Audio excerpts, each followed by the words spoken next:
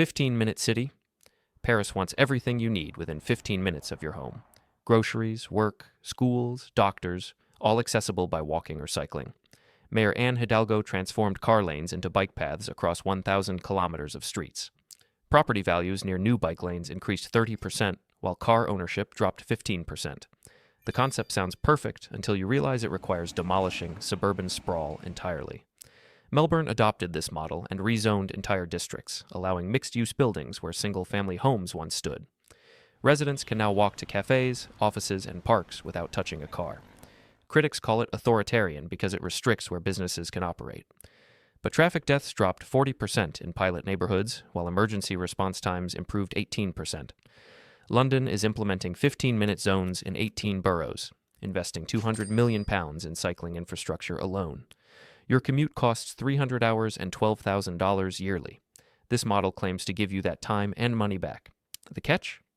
Your suburb probably needs complete reconstruction to make this work, which could potentially displace existing residents in the process. Superblocks. Barcelona's Superblocks combined 9 city blocks into car-free zones. Traffic only flows around the perimeter at 10 kilometers per hour maximum speed. Inside, streets became playgrounds, markets, and community spaces. The first superblock in Poblenou reduced air pollution by 25% within 2 years. Businesses initially protested, predicting disaster. Instead, foot traffic increased 30% and retail revenue jumped 20%. Children play in streets where cars once dominated. But implementing superblocks requires political courage due to strong resistance from drivers. Vancouver tested superblocks in the West End, but faced massive resistance from delivery companies and commuters. You've probably sat in traffic outside a superblock, blaming the planners while residents inside sip coffee peacefully. Toronto is now designing 12 superblocks across downtown, budgeting $85 million. The model works when cities prioritize people over vehicles. Most cities lack that courage and cave to driver complaints within months. Compact city, Tokyo proves density works when done correctly. The city houses 37 million people yet maintains efficient transportation and green space. Compact cities concentrate development in small areas, reducing sprawl and infrastructure costs. Tokyo's average commute is 36 minutes despite its massive population.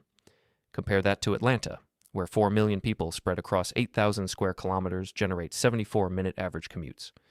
Singapore built its entire nation as a compact city, with 80% of residents living in high-density public housing. Singapore spends 40% less per capita on infrastructure than sprawling U.S. cities. Copenhagen densified while preserving quality of life, achieving 62% of trips by bike or walking. Compact cities reduce carbon emissions by 50% compared to suburbs. But in the U.S., density is often associated with poverty, even though Manhattan's densest neighborhoods are also its wealthiest. Sydney is now densifying around transit stations, allowing 8-story buildings near train stops. Your suburb with half-acre lots costs taxpayers 3 times more to service than dense neighborhoods. The infrastructure maintenance bill is straining city budgets. Phoenix spends $8,000 per resident maintaining sprawling infrastructure versus Tokyo's $2,400 per resident. Resilient city. Rotterdam expects sea levels to rise 4 meters by 2100. Instead of building walls, they built water plazas that flood intentionally during storms.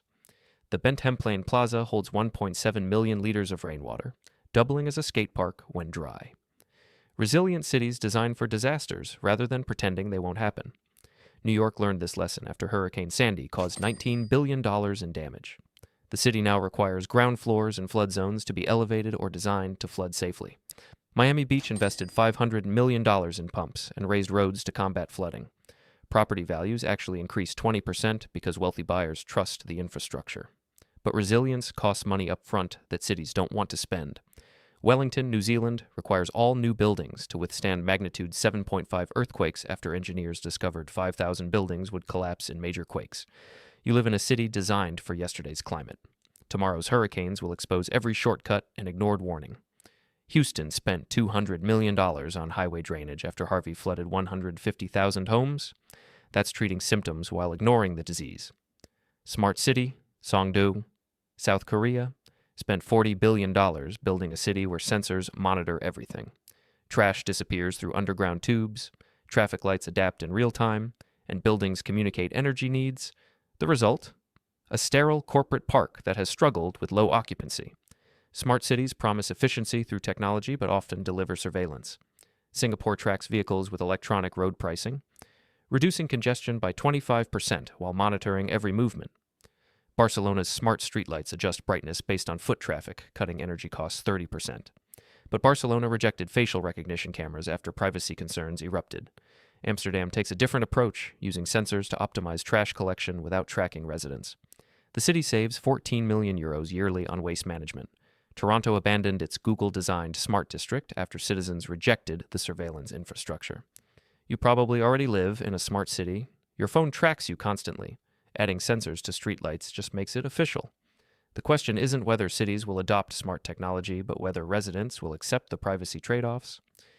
Linear City, Saudi Arabia's The Line, promises 170 kilometers of mirrored skyscrapers housing 9 million people. The entire city is literally a straight line, 500 meters tall and 200 meters wide. Construction costs exceed $500 billion, making it history's most expensive urban experiment. Linear cities aren't new. The Soviet Union built Magnitogorsk this way in the 1930s. The concept concentrates infrastructure along a single axis, theoretically reducing costs. Spain's Arturo Soraya designed Ciudad Lineal in Madrid, though only 5 kilometers were built before sprawl consumed it.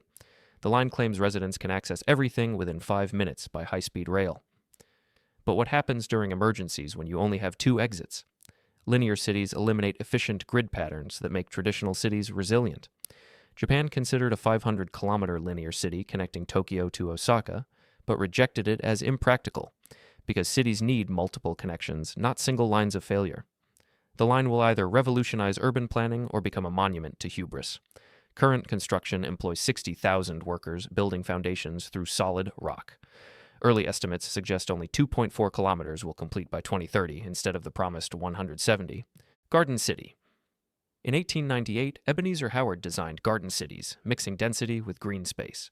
Letchworth, England, became the first limiting population to 30,000 and surrounding neighborhoods with agricultural belts. The concept influenced suburbs worldwide, though most lost the original vision. Howard wanted self-contained communities, not bedroom suburbs for commuters. Welwyn Garden City followed, successfully maintaining its green belts for 100 years. Singapore adopted Garden City principles in 1967, requiring greenery in all developments. The city now has more green cover than when urbanization began, despite 5 million additional residents. Canberra's design incorporated Garden City elements, creating Australia's greenest capital with 30% tree canopy coverage. But American suburbs stole the aesthetic while abandoning walkability and mixed-use development. Milton Keynes tried reviving the concept in 1967, building a planned city with abundant parks. Critics called it soulless because grid patterns and modern architecture replaced Howard's romantic vision. You probably live in a degraded garden city, lots of grass, zero-corner stores, and car dependency Howard explicitly opposed. The original concept worked because it combined density with nature, not sprawl with lawns. Floating city. Maldives is building a floating city because their islands are disappearing underwater. The $5 billion project houses 20,000 people on a lagoon, with buildings designed to rise with sea levels.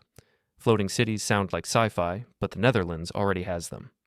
Amsterdam's Eijeberg district includes 75 floating homes that adapt to water level changes. These aren't houseboats, they're permanent foundations on floating platforms. Busan, South Korea, plans a floating district for 12,000 residents by 2030, designed by UN Habitat. The platforms generate their own energy through solar and wave systems, but floating cities only work in calm waters. These structures could not withstand open ocean waves. French Polynesia approved a floating island project, then canceled it after environmental concerns. Bangkok is considering floating districts to combat flooding from monsoons and sea level rise. Regular cities spend $50,000 per housing unit on infrastructure. Floating cities cost $300,000 per unit.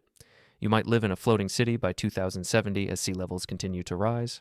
Venice already operates as a semi-floating city, spending €6 billion on movable flood barriers. That's the future for coastal cities everywhere. Which city future makes sense for your neighborhood?